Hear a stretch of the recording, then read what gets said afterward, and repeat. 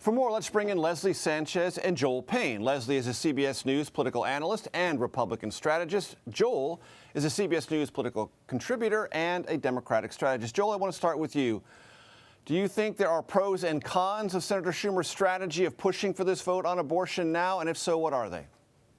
There's always two sides to any legislative strategy. I think the reason why Leader Schumer is doing this now, it's a couple reasons. One, he wants to put Republicans on record, particularly those in the middle, people like Senator Susan Collins of Maine, Senator Lisa Murkowski of Alaska, and also some Republicans who might be even in more complicated political circumstances in purple states, to make sure that their voters know where they stand on this key issue.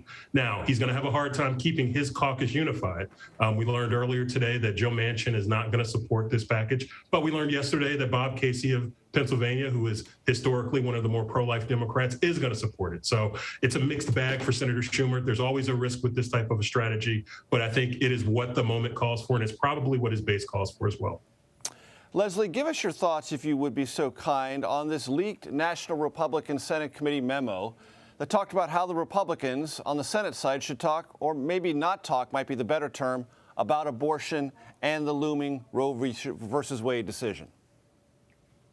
For many Republicans, obviously, there's a fissure in terms of how they politically see the best strategy moving forward. With the wind at their backs, looking at very optimistic numbers in terms of this midterm election, they want to keep the focus, as they have been, on inflation, rising crime, border, and national security issues. And shifting away from this, there's a recognition that this is an area that will galvanize Democrats.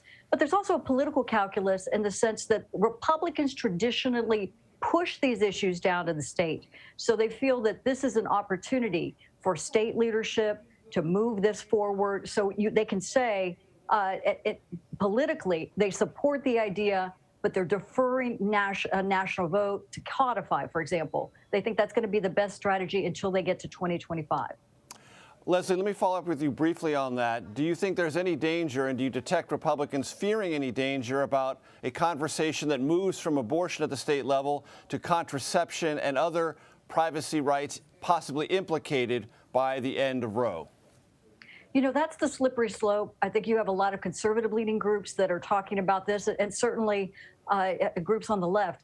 And I don't think, Major, that's what's important. It's not a new part of this conversation. If you think about how people feel, particularly on the abortion issue, there has not been a lot of movement in the last 50 years in terms of how polarized it is. For the 35% that feel this is a single issue vote, they're going to be galvanized and trying to move the needle on some of those other areas you talked about. But for Republicans, I think they're standing firm. It's pure conjecture. They're going to push back to the states, and they're going to focus where they feel that they have the most opportunity to gain support this legislative season.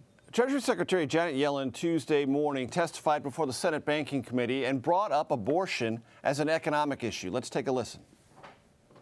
Well, I believe that eliminating the right of women to make decisions about when and whether to have children would have very damaging effects on the economy and would set women back decades.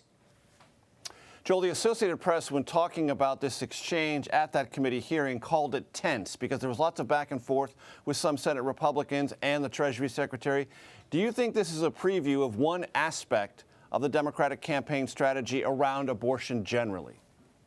Sure, I think it's a part of the campaign strategy, but really I just think it's going to be the soundtrack of our politics for the next 6 months. You know, look, I think there's a literal point that Secretary Yellen was making, which is that, yes, this is an economic issue. Particularly, it's also a class issue because we know that the women who are going to be most impacted by restricted or banned abortions are going to be women from lower means, lower income populations. So that's one, but also women of means, they're also going to be impacted.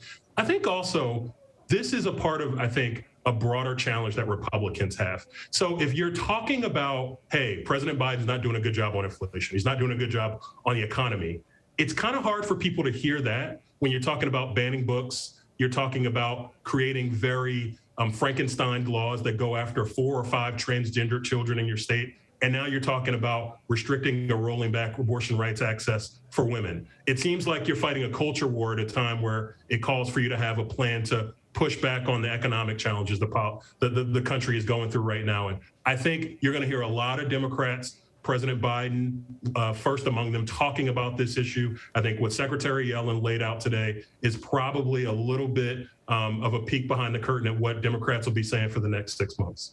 Leslie, I want to pick up on Joel's point there because I listened to some of the Senate debate today.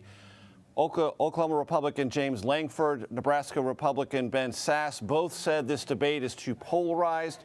Both recoiled from being called extremist. But to Joel's point, Democrats can point at lots of things Republicans either advocate or have associated themselves with that they feel are extremist. It seems like polarization is everywhere in this debate. Is there any reason to believe or assume it will be anything less than that as we get closer to the midterms? If you're looking at the latest national survey on this, Major, this is a very calcified group in terms of where they feel on, the movement is going to be on the abortion issue. You're not going to move or change minds, particularly not in these elections. But, when you see, and they're looking at this political calculus, as crude as that is in this conversation, the Democrats, I think the pressure continues to be on both parties, certainly, but with the Democrats, you do have a lot of conservative Catholic Democrats. So if you think just about 25% of the vote going into national elections, 25, 27% is Catholic, they may not vote on this type of issue, certainly on the life issue, and they tend to fall in line with whatever party they consider themselves or self-identification.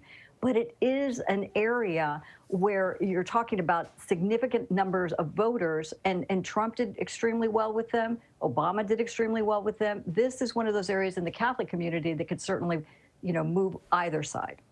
Leslie Sanchez and Joel Payne, we thank you very much.